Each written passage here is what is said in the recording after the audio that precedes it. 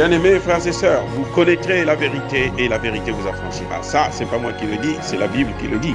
Mais moi, je vous dis mieux. Vous connaîtrez la vérité historique, notamment celle de vos ancêtres kémites, et vous aurez une vision globale de ce que c'est que la vraie souveraineté politique. J'ajoute, vous reviendrez à la spiritualité africaine ancestrale et vous comprendrez les enjeux de l'indépendance économique. Et pour terminer, vous accepterez votre identité culturelle kémite et vous obtiendrez deux choses. La première, c'est la paix. La seconde, c'est le développement, à une condition. L'unité de toute l'Afrique noire, l'unité de tous les Noirs du monde entier. Otep à tous. Bienvenue sur la chaîne des panafricanistes par essence, par conviction et par excellence. Celle des citoyens kémites par nécessité et obligation de combat. Nous sommes une chaîne qui n'est guidée que par nos ancêtres et rien que par les ancêtres qui appartiennent à l'égrégore du monde noir. Par conséquent, nous ne croyons en aucun Dieu venu de l'étranger. Toutefois, cette vidéo n'est aucunement destinée à inciter à la haine ou à la violence, car nous menons un combat qui est d'abord et avant tout spirituel, ensuite il est politique, géopolitique et géostratégique, contre l'impérialisme, le colonialisme, le néocolonialisme et l'endocolonial, sur la base du principe fondamental que nous avons hérité de nos ancêtres kémites, qui est celui de la Mahat, c'est-à-dire solidarité, vérité et justice. Vous êtes donc en droit de connaître la vérité, et nous avons l'obligation de vous dire la vérité, rien que la vérité, afin que justice soit rendue au continent africain. Et ça, c'est notre modeste contribution dans cette noble lutte pour la souveraineté, la dignité, la solidarité et l'unité africaine. C'est ça que nous appelons exactement le panafricanisme. Bien-aimés frères et sœurs, les Nations Unies sont en difficulté en Afrique. Les grandes puissances qui les utilisent sont en difficulté. La course à l'Afrique continue. Mais il y a un problème. Il y en a qui partent avec plus d'avantages que les autres. Il y en a qui continuent à trimballer des casseroles. Nous avons dit déjà dans plusieurs de nos vidéos d'ailleurs que les Américains ont envoyé Anthony Blinken, qui en ce moment devait se trouver sur le sol africain, et ils vont envoyer leur ambassadrice. Cette fois-ci, ils envoient une noire. Entre-temps, ils avaient envoyé la responsable de l'aide au développement. Les Français, c'est Emmanuel Macron directement qui est allé sur le terrain pour tenter de convaincre, et on a vu qu'il est sorti d'ailleurs de là produit. La Chine est rentrée dans la danse. Elle a envoyé son ministre des Affaires étrangères.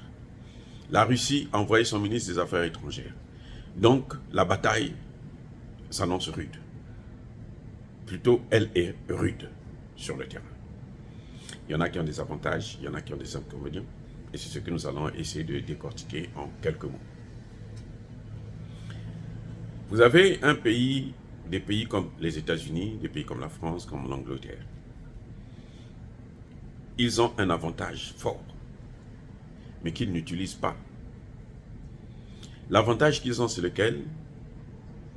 C'est que eux, ils ont une masse, un bon nombre de Noirs qui vivent dans leur pays, qui sont de nationalité française, anglaise, américaine, allemande, ainsi de suite.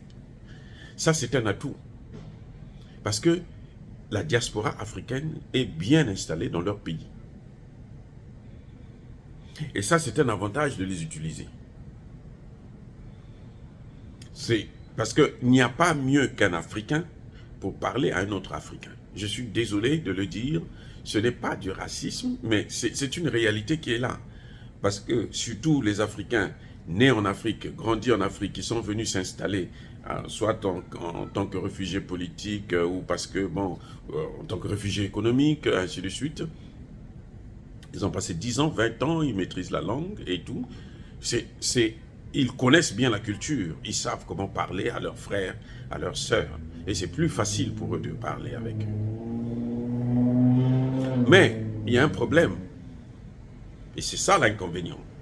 C'est que soit les Occidentaux ne les utilisent pas, du tout, soit ils utilisent ceux qu'ils ont formatés. C'est-à-dire qu'on les a transformés, ils n'ont plus le comportement d'un Africain en tant que tel. Ils ont le comportement d'un étranger, d'un Européen, d'un Américain. Et quand ils arrivent sur le terrain, ces réflexes-là ressortent et ils agissent exactement comme devrait le faire un occidental. Et c'est là qu'ils échouent. On l'a vu avec Barack Obama. Barack Obama organise la rencontre Afrique-Amérique. L'essentiel des chefs d'État africains viennent. Ils font allégeance à Barack Obama. Mais Barack Obama a été formaté, éduqué dans le système occidental, au point où monsieur n'a pas compris que cette allégeance-là, ce n'est pas parce qu'ils ont peur de lui, mais c'est parce que c'est un noir. Ils sont contents que pour la première fois, un noir occupe ce poste et qu'avec lui, ils peuvent maintenant mieux travailler. Ils peuvent comprendre mieux les problèmes africains. Ils avaient tous tapé à côté. Et c'est lui qui a enfoncé, c'est lui qui a détruit la Libye, vous le savez. Et la destruction de la Libye a entraîné la déstabilisation de tout le Sahel et le golfe de Guinée. Et il le savait, c'est pas qu'il ne le savait pas. Les chefs d'État africains lui avaient dit, mais ça va donner ça. Il le savait. Consciemment, il a décidé de faire comme font les Occidentaux. Voilà le problème des Occidentaux, des États-Unis, de la France et autres. Quand ils choisissent un noir pour travailler avec eux, on le formate d'abord, on lui change son identité. Il ne devient plus un noir. Il réagit comme un caucasien, comme un leucoderme. Et quand il arrive en Afrique, il est décalé. Du coup, il échoue. On ne prend pas les Africains qui sont naturels, qui disent la vérité, qui sont solidaires aux autres Africains. On ne prend pas ceux-là parce qu'on estime que ceux-là, ils ne vont pas gérer leurs intérêts. Donc, quand ils prennent un Africain, c'est comme si ils prenaient un occidental, un leucoderme. C'est la même chose qu'ils font puisque ils ont éduqué, ils ont la même formation de base. On a compté sur nos intellectuels, la majorité des intellectuels, ce que eux ils ont choisi pour aller travailler en Afrique, c'était des intellectuels qui s'étaient engagés pour la cause occidentale, pas pour la cause africaine, qui n'ont rien à voir avec l'Afrique. C'est pour ça que l'Afrique échoue. Ça, c'est l'un des atouts, mais qu'ils utilisent mal, et ça devient un inconvénient. Et le plus grand inconvénient qu'ils ont encore, c'est qu'ils ont un passé colonial. Ils ont un passé impérialiste, auquel ils n'arrivent pas à se débarrasser. Ils continuent à agir comme si on était encore au temps de la colonisation, où l'Afrique ne doit pas se développer, c'est seulement eux qui doivent se développer. L'Afrique, c'est un réservoir de matières premières, où on vient se servir sans que les Africains eux-mêmes ne puissent dire quelque chose et ne bénéficient de rien. Voilà le vrai problème qui se pose. Ce que l'autre côté n'a pas, les Chinois, les Russes. La Russie a été, l'ex-URSS, a été un empire, mais pas un empire colonial au niveau africain. On ne connaît pas un seul pays qui a été colonisé par la Russie, qui a été colonisé par la Chine. Donc le passé colonial là, c'est un problème grave. Il faut d'abord que les Occidentaux arrivent à se débarrasser de ça, enlever cette veste-là pour parler, savoir parler avec les Africains et pour parler d'égal à égal avec l'homme africain. Surtout qu'aujourd'hui, la science reconnaît que l'homme africain est le premier homme qui a existé et l'homme africain est le créateur même de cette civilisation. Or, quand un pays comme la Chine, je vais vous prendre un exemple, au début, quand la Chine a commencé à envahir l'Afrique, elle a commencé à utiliser les mêmes méthodes que les Occidentaux. On voyait la Chine venir s'accaparer des ports, elle prend tout le port, pendant 100 ans c'est son port à elle. On voyait la Chine apporter maintenant des bases militaires en Afrique. Aujourd'hui, de plus en plus, les gens sont en train de repousser la Chine. Les Africains sont en train de repousser les Chinois. Et les Chinois sont en train de, immédiatement sont en train de repenser leur politique. Actuellement, la Chine est en train de revoir sa politique en Afrique. Parce que la Chine a un atout, c'est qu'elle n'a pas un passé colonial.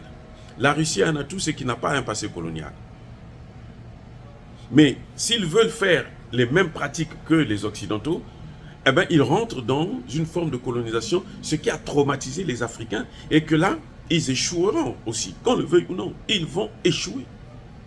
Parce que l'Afrique ne leur appartient pas. L'Afrique appartient aux Africains. Oui, donc les Chinois et les Russes n'ont pas un passé colonial, mais lorsqu'ils veulent imiter les Occidentaux, parce qu'ils se disent que les Occidentaux ont dominé l'Afrique, nous aussi on va les dominer pour prendre les matières premières comme nous voulons, notamment pour la Chine, parce que la Russie a un avantage, un grand avantage, c'est que la Russie n'a pas besoin de nos matières premières. La Russie a des matières premières. Elle a toutes les matières premières que nous avons, nous, en Afrique. C'est un pays continent qui est très, très, très riche. La Russie fait 2 fois les États-Unis d'Amérique. Et a plus de l'essentiel des matières premières.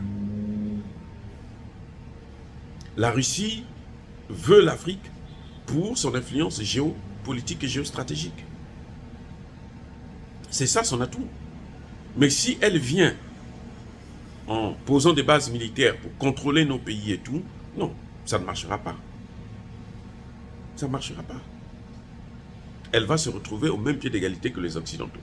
À moins qu'ils s'entendent pour refaire encore une autre conférence de Berlin de 1885. Mais là encore, il faut s'attendre à la réaction des Africains parce que de plus en plus, les Africains ont compris, sont conscients de leur place dans le monde et ils veulent occuper leur place. Et tant mieux pour les Chinois qui sont en train de revoir leur copie parce que il fut un temps où la Chine imitait exactement ce que faisaient les Occidentaux. Et ça ne marche pas. Ça ne marche pas. Ils commencent à redevenir naturels, à redevenir chinois et faire ce qui semble être plus juste. Et c'est là qu'ils pourront avoir de l'avance sur les Occidentaux. Et tant que les Occidentaux ne vont pas se séparer de leur passé colonial, leur esprit paternaliste, et puis continuer à utiliser des Africains déjà formatés, transformés, eh ben, ils vont perdre face aux Russes et aux Chinois. Voilà le grand problème entre la Russie, la Russie et la Chine d'un côté et les États-Unis et l'Union européenne de l'autre. C'est ça. Sur le continent africain, ils ont tous des avantages et des inconvénients. C'est à eux de savoir comment il faut jouer. Et je leur ai donné une petite clé et c'est à eux maintenant de développer ce qu'ils veulent. Les Africains, c'est à eux de comprendre que c'est le continent le plus riche. Même si on est pauvre, selon ce qu'ils disent, mais plutôt on est, j'allais dire, on est appauvri par eux. Maintenant, nous devons prendre conscience et être plus lucide dans la négociation des accords avec les nouveaux partenaires que nous devrons avoir ou avec les anciens partenaires pour changer la donne. Pour changer la donne. Carrément. Il faut qu'on sorte du franc CFA. Ça, c'est à nous de décider de sortir du franc CFA. C'est à nous de décider de prendre le contrôle de la sécurité du continent africain. C'est à nous de décider. Même si on doit acheter des armes, on les achète à des partenaires sérieux. Pas des partenaires à qui vous donnez de l'argent, ils ne vous livrent pas des armes, ou ils vous livrent la pacotille. Donc c'est là où il y a le problème. Les Africains doivent prendre maintenant conscience. On le voit déjà au Mali, on le voit en Centrafrique, on commence à le voir petit à petit en RDC, où la jeunesse est complètement en porte-à-faux avec le président, puisque le président a une autre vision, de soumission, alors que la jeunesse congolaise est en train de prendre son envol. Dire cela, c'est inciter à la haine ou à la violence. Non, nous sommes une force tranquille. Il n'y a pas colère V, il y a Malem. Entre-temps, soyez bénis par le Dieu des Kémites. J'ai dit, et comme d'habitude, j'assume.